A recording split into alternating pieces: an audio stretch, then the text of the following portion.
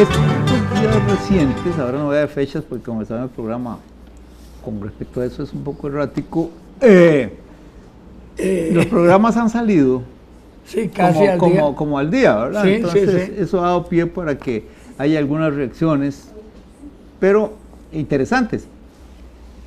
Hacia adelante, usted siempre puede, mija. Esto es parte del programa. Con nuestro más profundo agradecimiento. Para que nos envidien, porque vean Para que sepan que sirve tomamos y lo café que de nos sirve. verdad. Y que la gente sepa que Gracias, tomamos café de amigo. verdad, Sí, no sí. virtual. Exacto. Exacto. A veces en algunos programas estamos tomando nuestra Virtual. café y no hay nada. Sí. Muchas gracias. Muy amable, Chelita. Entonces, bueno, a resultas de eso, voy a recordar tres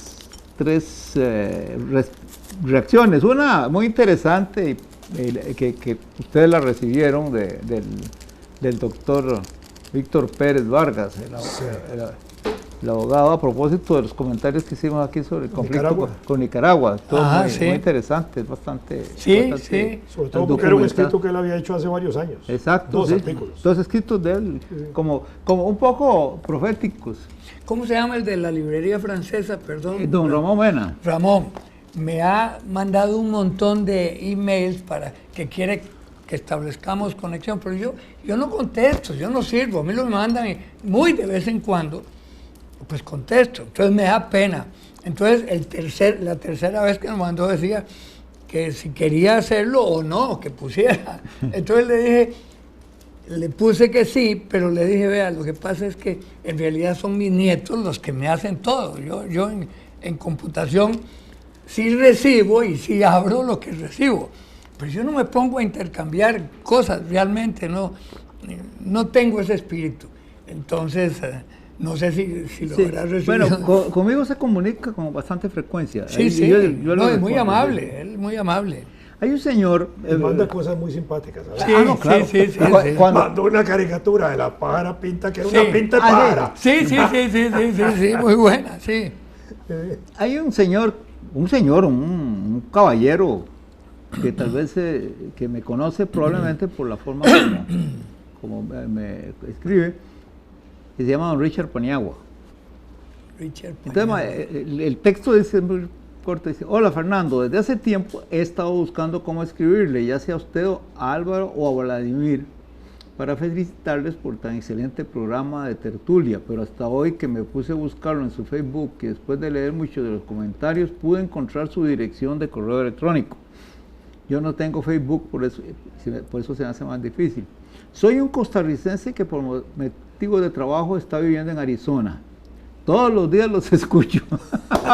Ese cuento que hiciste de Nueva York está buenísimo. Ahora espérate, lo que viene. Bueno. Una vez estaba escuchándoles mientras regresaba después del colegio con mi hija de 16 años.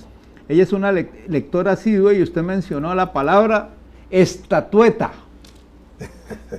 Y ella me preguntó por qué usted decía esa palabra si no existía, y se preguntaba que cómo un representante de la Real Academia Española dijera esa palabra. Sí, y entonces ya me explica que él buscó y que no aparece. Claro, yo le expliqué eso de que en español no todas las palabras están posibles, están en el diccionario, porque muchas veces ocurre, ¿verdad? A mí había pasado una vez que un agrónomo me pegó una regañada diciendo que cómo decía yo la palabra genitalia si no existe en el diccionario. Entonces, ¿Qué es estatueta? Estatueta, una estatua Una chiquitita. Ah, una como, estatuilla. como motoneta, buceta. Sí, ya. Pero bueno, yo le expliqué eso y me contestó luego muy amablemente, quedamos amigos, ¿verdad? Entonces, ese es uno, ¿verdad? Arizona. Yo, por ejemplo, trabajo, cuando me pongo a redactar algo, yo tengo, digamos, al frente mío varios diccionarios, ¿verdad? Tengo el de la academia y tengo un montón más, y esos que llaman enciclopédicos, chiquititos, grandes, gruesos, etcétera. Y a veces en un diccionario no aparece una palabra y en el otro sí. Ah, claro. Y entonces es parte de ese problema, porque obviamente tampoco pueden caber todas las palabras. Claro, ¿Cómo se llama ese diccionario donde aparece todo famoso, gordo? Bueno, el drag. Larouche. Ah, el Larouche. Sí, Larouche. Ah, pero aún así. A mí me da risa Larouche porque tiene no aparece algo en el... Y ahí lo tiene con definición, con aclaraciones. No, pero ahí hasta diccionarios que vienen divididos en dos partes. Una parte que es como el léxico general y otra parte que viene todavía con otra parte que tiene relación con nombres y nombres de personas o geográficos o cosas así, aparte. Sí, no, pero eso es importante porque... bueno, comentarlo porque las personas a veces se abstienen de usar una palabra creyendo que porque no está en el diccionario y entonces puede ser que la estén construyendo bien. Entonces, yo le ponía el ejemplo de transdendrita. Para, si no le quiero decir a alguien que está detrás del palo, le digo que es un transdendrita. Detrás del árbol, al otro lado del árbol. Pero además mucho en nuestro léxico popular ahora, en nuestro léxico popular. Sí. Hace 20 y pico de años, yo recuerdo que se presentó una tesis en la Universidad de Costa Rica donde se demostraba que mucho del léxico popular común, que corre así como la pólvora, ¿verdad?, se inventaba en el Parque Central entre los zapateros que estaban ahí, la gente que estaba ahí. Ese léxico popular. Entonces, y después parte de ese léxico se mete ya después casi como un costarriqueñismo y ahora hasta algunas de esos están aceptados por la Real Academia. Exacto, sí. Pero claro. por ejemplo, En el los panamericanismo. campesinos, ¿verdad?, que usan mucho el acuantá. Y resulta que es cuanto no, a. sí. Cuanto a, es decir, es perfectamente castiza la palabra. Y el campesino dice acuantá. Es decir, A propósito de la cuantá, el upe, cuando uno decía, upe. Sí. Sí, eso quiere decir algo. usted pasen delante. No. Pase pendelante. Pase pendelante. Bueno, es que eso es una conchería de Aquileo. Sí, Upe, claro. pase pendelante. Sí, claro. Chacalín, mira, está tu tata, sí, claro. no se fue para la milpilla, mame la que está. Exactamente. Dispense, no se la doy porque la tengo. Los días me preguntaron sobre eso, tuve que explicar eso. Sí, claro. Mira, sí, yo no me acordaba, pero sabía que había una... Bueno, el otro, esa lo escribe una señora... Ya no se puede decir, usted pasen delante porque ahora todo está cerrado. No, ahora no. Ahora hay vergas por todos lados. Ahora eso hay que decirlo solo a la policía cuando llega confundida y cree que la casa de uno es la del otro. Oye, sí, y le vuelan la Sí, puerta y trate de todo, que hagan tortón, ¿verdad? Pero no habías terminado. No, eso. pues Bueno. está la de doña Marielo Sazofeifa. Ella me había escrito una vez para preguntarme datos sobre un libro que va a mencionar aquí, yo se los di y ella lo está leyendo ahora. Hace rato no le escribo, pero siempre estoy atenta a los programas. Y me encanta la buena yunta, entre comillas, de 3 que han hecho con Vladimir de la Cruz. Muchas gracias. En el programa de hoy me hizo mucha gracia escuchar la información que usted recibió vía Costa Rica, Nueva York, Costa Rica. Cuenta que en la urbanización Río Oro, no, de Costa Rica, es que es muy chiquitica la letra. A mí me pasó lo mismo, ya que mi hijo, estando en el estado de Maine, allá arriba, me mandó un mensaje diciéndome que si me di cuenta que en la urbanización Río Oro íbamos a estar sin fluido eléctrico. Es increíble. Y si una vez los avisos en los periódicos son pequeños, pasan inadvertidos, además con letra muy pequeña indican los sitios que quedan sin energía. Claro, los ticos en eso somos despistados y con la tecnología actual se nos ocurre buscar en diferentes entidades para conocer dichos, ni se nos ocurre consultar en las entidades para ver si hay cortes y todo. Entonces luego me habla de que sigo con mi lectura de Las Benévolas, ese es el libro que yo le he recomendado, pero es aquí interesante, pareciera que a lo mejor hay una epidemia de eso. Todos los muchachos listos que están en Estados Unidos y tienen padres provectos como nosotros, tengan cuidado de que no nos perdamos señales, ¿verdad? Nosotros... Fue el caso que yo les conté que yo venía a Estados Unidos y en Houston dos ingenieros jóvenes del tecnológico que estaban allá en un curso se acercaron a saludarme y a contarme que oían el programa. No, hay mucha gente en Nueva York. Bueno, ya por ejemplo mi sobrina allá donde voy yo, ya se conecta. Bueno.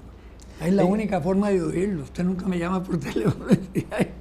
Yo a veces recibo mensajes que no explican que están oyendo el programa, solo me dicen, eso de que tal cosa, y ya yo tengo que saber que vieron el programa. Claro. Sí, eso me pasa.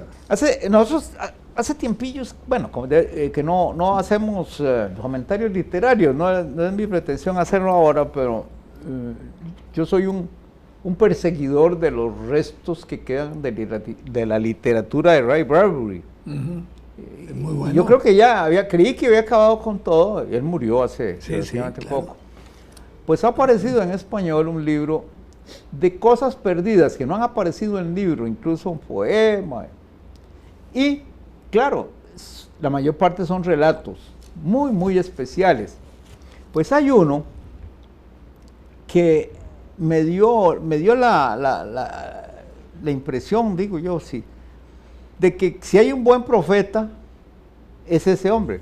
Porque hay maltratos que le han hecho los críticos. Por ejemplo, cuando ha habido críticas sobre Crónicas Marcianas, muchos omiten el hecho de que en realidad él fue un fino denunciante de los genocidios americanos, de los que cometieron los europeos, especialmente en Estados Unidos y en México. Es decir, una lectura fina de Crónicas Marcianas, uno se da cuenta de que está hablando de eso.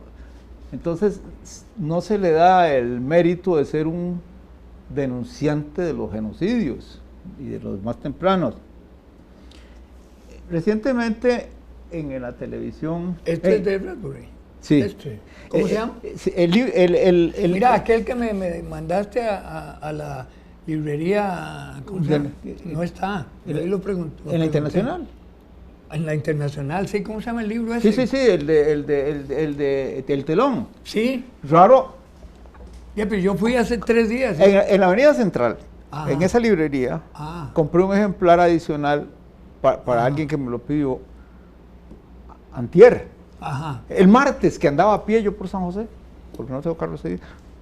Conste, no, de todos modos... es que vos siempre me has recomendado muy buenos. Disparaba a buscarlo. Pues este libro se titula Siempre nos quedará París. Ajá. Son textos, claro, la traducción al español, que no habían aparecido en el libro. Entonces, decía que yo había visto recientemente un filme, está en la red, donde Isaac Asimov le dice a un niño, pero hace años, es viejísimo, se le ve todos los defectos técnicos, le dice a un niño cómo va a ser el futuro de las comunicaciones, y es increíble cómo le explica cómo va a ser el internet. No existía, Asimov era del carajo. Estaban visitando, él lo llevaron con el niño ese que iba a recibir experto en ciencia ficción. A un lugar donde había una de esas computadoras que ella solo ocupaba casi un edificio. Y basándose en lo que estaba viendo ahí, le explicó al niño. Y uno dice, pero ¿qué está? Si eso es lo que... el momento en que él hizo la predicción es increíble. Ahora viene este hombre y hay un cuento escrito cuando no había televisión. Ajá. Pero sí había novelas radiales. Series radiales. Sí, muy corriente. Y entonces la historia se llama Mamá Perkins viene para quedarse. Mamá Perkins, yo no sabía, era un personaje de una serie radial. Pero el fregado de Bradbury cuenta una cosa totalmente estrafalaria. De pronto, por una serie, empiezan a aparecer personajes de las series radiales en las casas y en las oficinas de la gente. Y las cosas se empiezan a complicar al punto de que ya llega y ya nadie sabe quién es real y quién no. Pero mira, es simple, pero a la vez complejo en ese sentido. Y me pongo a pensar, porque me impresionó mucho el cuento, pues, siendo de esa época, que lo que hizo este autor fue predecir lo que pasa ya con la televisión. Vamos a ver. Con las telenovelas. Con todo. Sí. Uno llega de visita a donde un familiar, lo saludan, le dan un refresco o una cerveza y se sientan todos a seguir viendo lo que están viendo. ¿Sí? Bueno, y el peor escenario era cuando alrededor de una mesa donde la gente está tomando un café o almorzando algo, está la televisión puesta. Sí. Entonces se pierde la comunicación. Exacto. Sí. Pues mira, dice uno, qué capacidad de predicción con un cuento sencillo mostró este hombre, ¿verdad?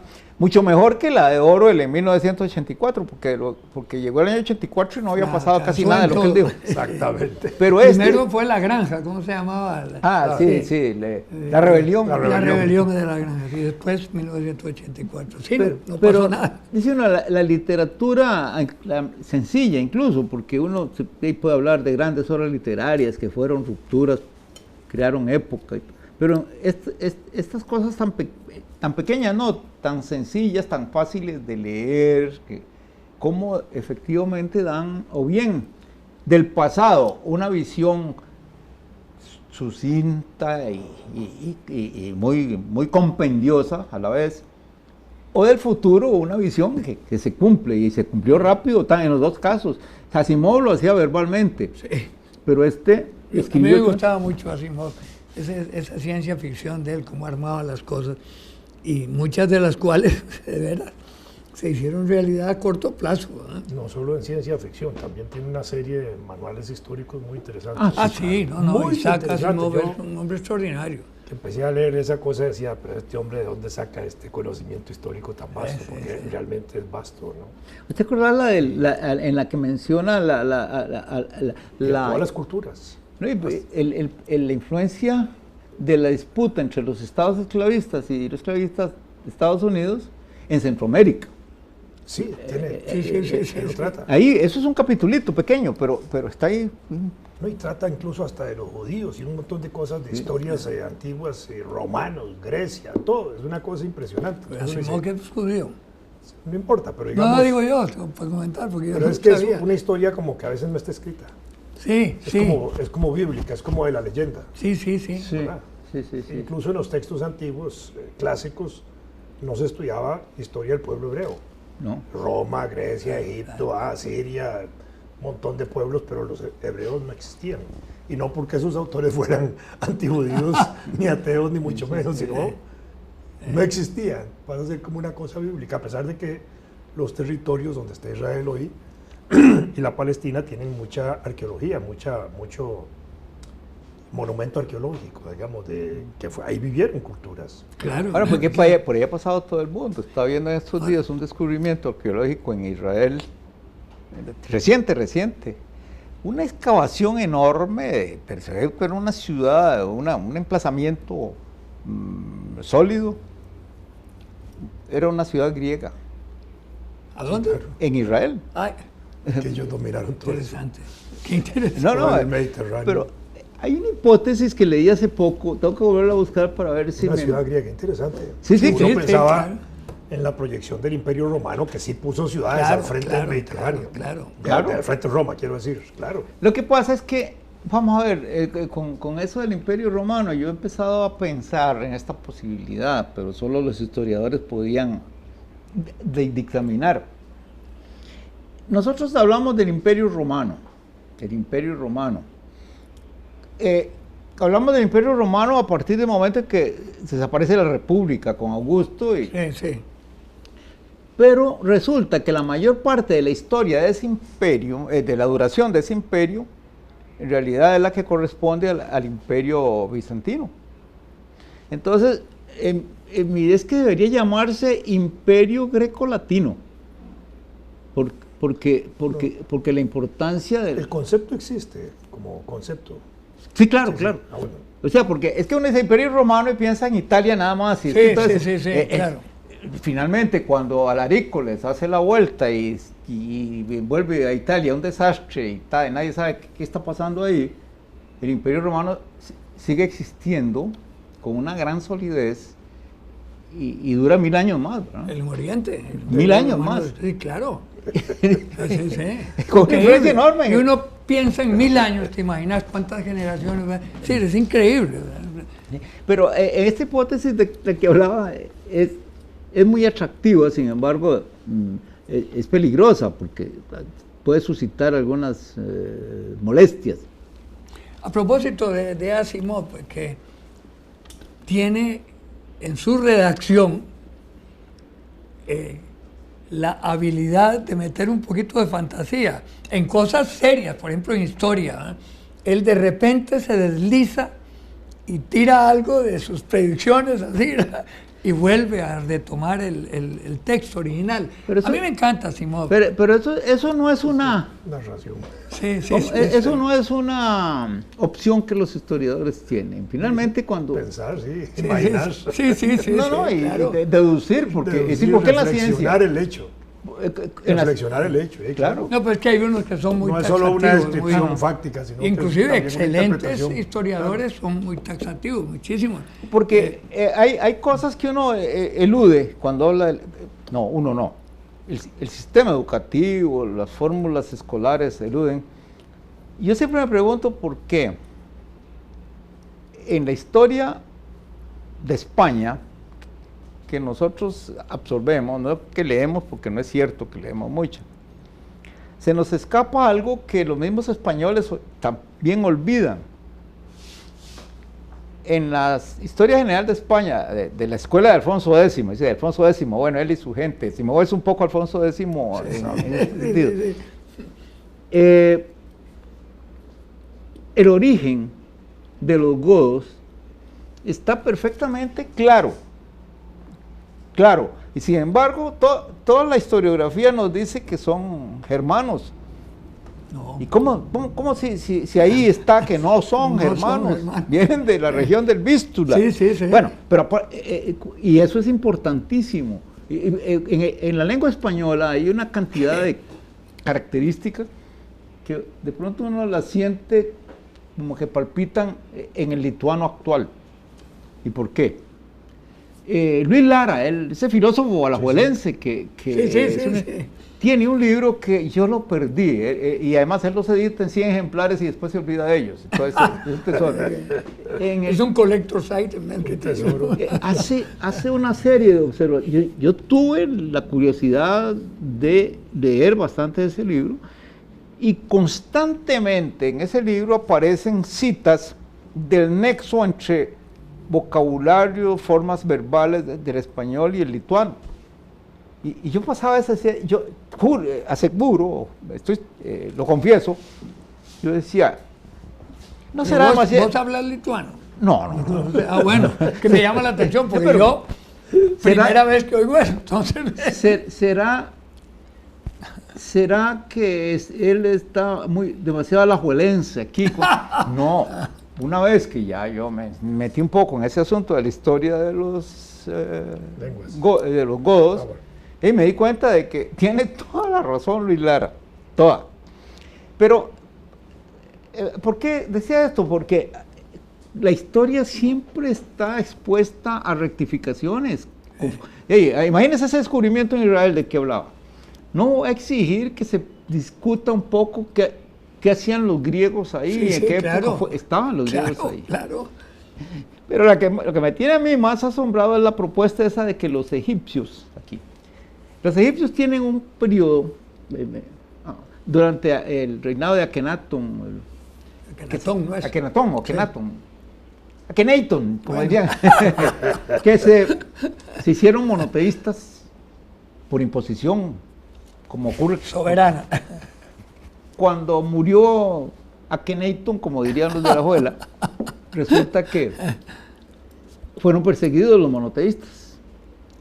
Y se propone ahí que el monoteísmo persistió y que los egipcios, para que no los mataran, que eran monoteístas, huyeron de Egipto.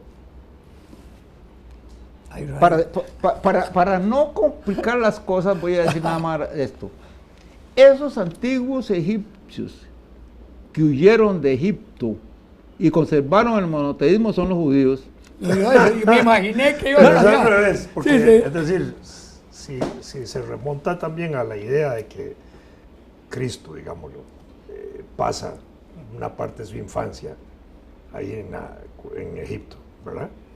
Y Moisés, entiendo que también anduvo por ahí, ya había una influencia monoteísta en ellos como para desarrollar también la idea del monoteísmo cristiano. No, claro, pero no porque sean judíos unos. pero la cosa, hay unos datos sobre batallas específicas que tuvieron lugar en